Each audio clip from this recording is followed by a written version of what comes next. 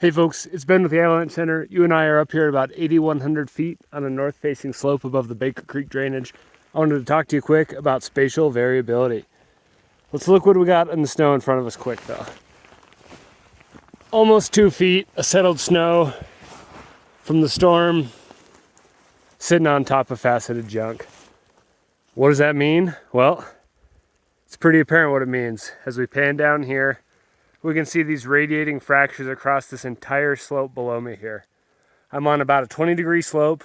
This is not avalanche terrain, and there's a reason I'm staying out of avalanche terrain and that we're recommending you do the same right now. On slopes like this, where we have old snow, these facets are very weak and they're just not able to support this load.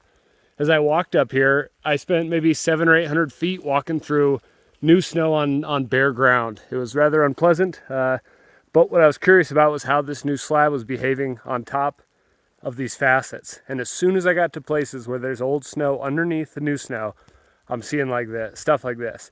Every slope I step out onto, fractures like this. You can see it shattered for at least 70 or 80 feet down slope and hundreds of feet across the slope. On a steeper slope, this is an avalanche. This is why we got to be careful of the terrain that we're in and the terrain that we're exposed to from above. If this slope was connected to a steeper slope above me here, that could easily have created an avalanche that would have come down and hit me.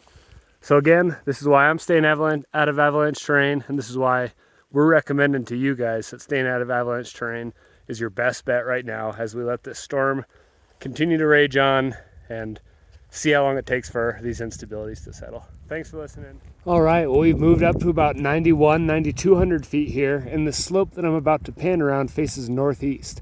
But I want you to note the saddle that's kind of in the middle of the frame there. I was walking there when I felt the slope collapse. When I did, I looked across several hundred feet and saw this slope here that's now in front of me avalanching. A little bit past where I'm standing here, you can see some slopes that have fractured. There's a little pocket that released there. But what happened is when I walked across that saddle that I showed you, and I collapsed that weak layer, that collapse propagated hundreds of feet over to this location, creating this avalanche here. And I can actually see debris further over that must have come from gullies that are even further.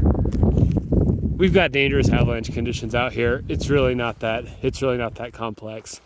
This storm's gonna keep going for another half a day at least. We're gonna see wind shift tomorrow. It's gonna complicate the pattern of things, but the message is pretty simple. Particularly where we have wind loading and particularly where the snow is falling on old snow, we've got very dangerous avalanche conditions. Human triggered avalanches are very likely, and they're gonna stay that way for some time. So we gotta really be safe out there, really be aware of the terrain that's above us and the terrain that's connected to us from the side as we move through the mountains, because you can trigger avalanches remotely like I just did with this one right in front of me. Thanks for listening and keep it safe out there, guys. Thank you.